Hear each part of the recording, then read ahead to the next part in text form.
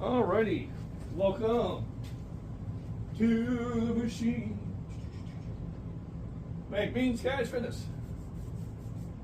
This is my home gym. I painted these because they're really rusted, so the color doesn't really mean anything. It's not correlating to a 25 or a 35 pounds. They're all 45s. All 45s. 35s are the ones over there. Like, it only came with the sets that I was given. Or bought. Some of the stuff was given me. So, I was warming up for my meet on Sunday.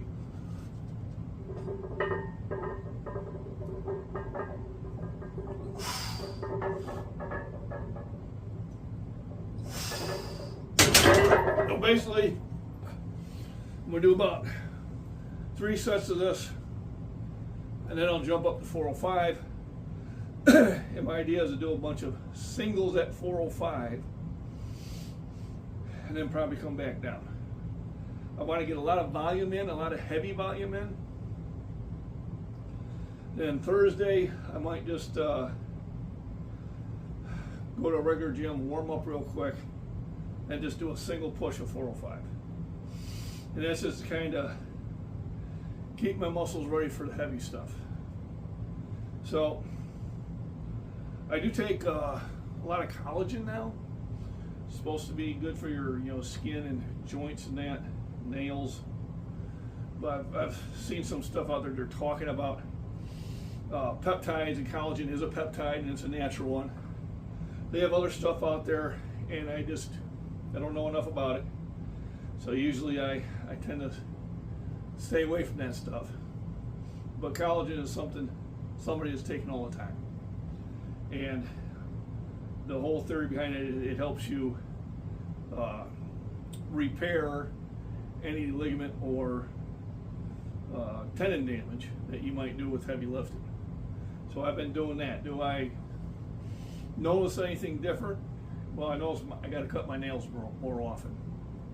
All right, and maybe I got to shave a little more often. That's what I noticed, but there's some science behind it saying it's a good thing, so I'm going to continue doing that. I take about 3 or 4 a day with my shake. Shake consists of about 20 ounces of Fairlife milk, about 4 eggs, blend them right in there, a couple scoops of yogurt when I have it, and a scoop of creatine. And then during my shift at night, because I do the 3rd shift, when I remember, it's a when I remember thing, I take arginine. And arginine really helps with the circulation and produce that NO3 in your bloodstream, which is great for your circulatory system. And then I've been taking something else supposed to keep the veins clear. But a lot of times I almost need to get one of those pill dispensers, where you just, because sometimes you just kind of forget and you realize, oh man, it's been 2 or 3 days and I haven't done that. So I just get back on it. And that's just like anything else. You just got to remember what you remember, get back on it. So the collagen is something I've kind of added on a more consistent basis. And hopefully that's going to help. Can't really tell right now. So we'll be doing a series of these at 315. It's a 45. It's a 45. A 45. I don't own styrofoam weights. Although I did find one in a nutrition place. They had it as a decoration. And I'm like, whoa. And he goes, you want it? And I go, no. Nope. Never going to have one in there. Not even as a joke video. It's always, all my lifts are always with real ones. I was at the Arnold, and one of them had a bunch of weights, and they had some of the thin bumper plates in there. So the bumper plates were, 5, 10, maybe 15 pounders, and they made it look like he almost had 500 on the bar, and people were doing it. And I asked the guy who I knew, he's a power lifter. He's got like 150 plus wins in a row. Strong young man. I said, how much weight is on there? He goes, oh, it's about, 215. You want to do that? I said, no, that's fake. I'm not going to do fake. So unless it's real, it's not on my channel. That's just the way it is. So take a little break, come back down here. Like I said, I'll probably do 2 more sets of this, and then we'll add silver ones, because anytime I add the black ones, all their plastic weight. God, people, get a life. You don't know what you think you know. Alrighty, time for the next set. Like I said, I'm just getting everything ready for the truly heavy singles. But you just don't want to jump right into them, at least I don't.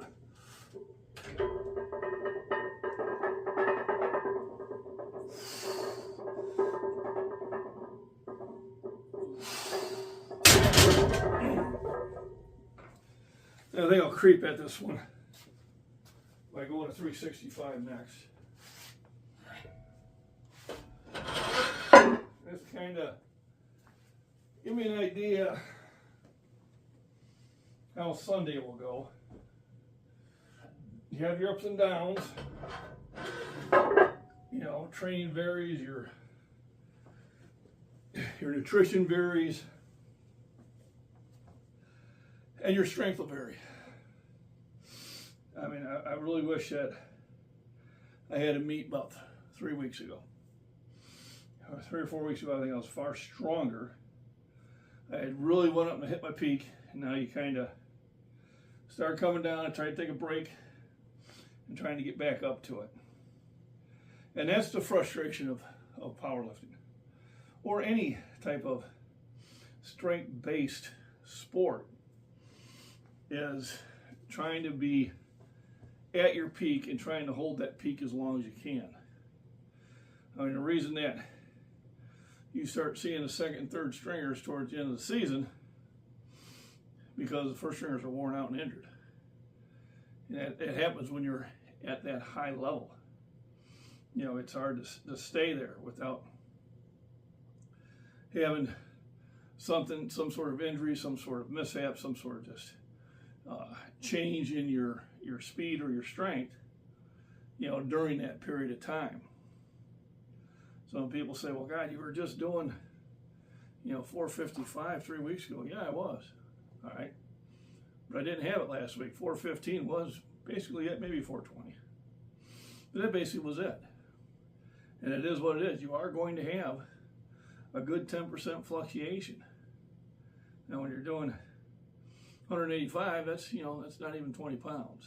But understand, to be at the level of the 400 plus, or for those of you who are in the 500 plus, for those of you in the 600 plus, you definitely understand that, how it's going to fluctuate quite a bit, and how much pressure that puts on the body. You know, this never gets light. You know, 315 still feels like 315, even though I can rep it more times than I could maybe at one time. 365 still feels like 365. You know, 405 definitely is still 405. So, you know, you have to understand that that has put a lot of pressure on the skeleton frames, put a lot of pressure on my joints. And I'm 64 years old. So, you know, there's not a lot of us in my age group that are still doing this. Although I know 4 of them personally, and 2 others I know because of online. So there's about 6 of us I know that are still doing this level, or if not more. Cole Bennett out in St. Louis, Missouri, is a near 600-pound bencher. I mean, he's just extremely strong. Yes, he's shorter. Yes, he's heavier, but still, you know, to stay at that level, to put the training in that you have to do, and you have to do it. It doesn't change because you've done it for a very long time. You are still in need to do all this stuff. So that's why I say just get in the gym and lift. Every workout is a good workout. Some are better than others. And that's going to happen. Just understand that you are going to have days. You know, Mama said there are going to be days like this. Well, there are days like this. That's just the nature of the game. And you still have to try to mix this into your work life, into your marriage, into your, you know, doing stuff around the house, into just trying to have other activities. I like to fish, I like to shoot. You know, there are other things I like to do. But at certain points, this is going to be my priority. So 365. Let's knock it out for a single. And then I'll go get a spotter.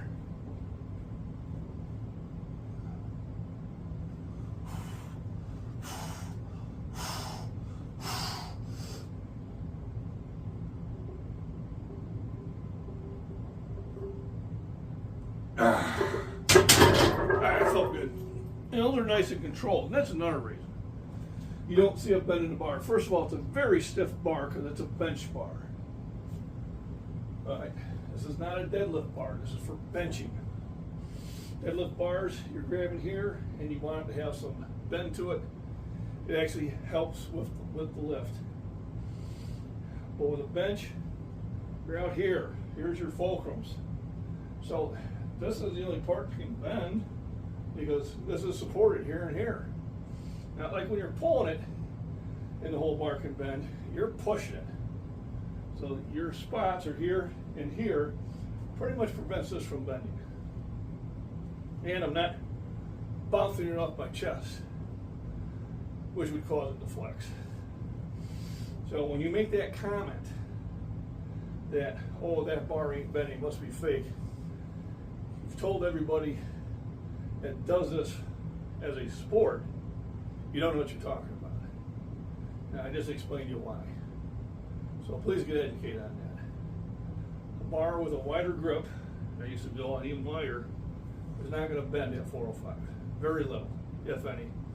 The only reason it's going to bend is when I'm in here and I'm bouncing it, or if I'm deadlifting, or if I have the wrong bar. If you're benching with a deadlift bar, yes, you're going to get too much movement there, which makes the bench more difficult.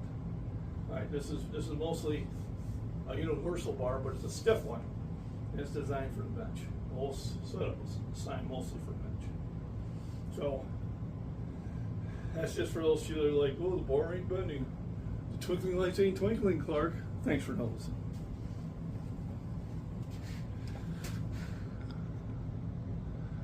All right, 405. For applause. This will be,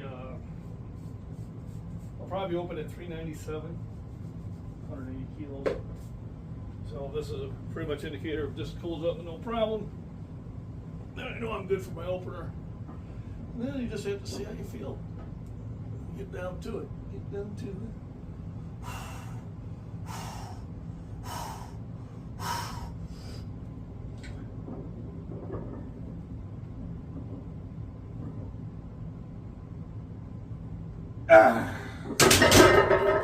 That's a lift. And then we'll come down and I'll do it again in about 5-7 minutes.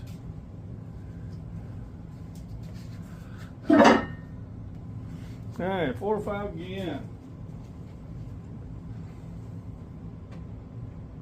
Chalk up just like red meat. It will be Sunday.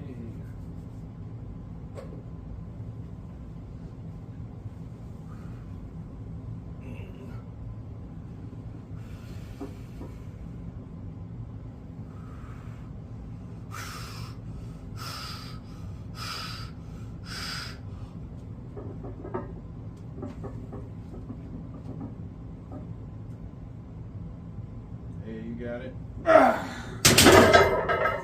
Woo! Stop for a second. It did, but I kept going. It does that with that long pause. Doesn't seem like long on the video, but trust me, when you're underneath it, Oh, you got one of them. seems like it's been a while. All right, 405 for the third time.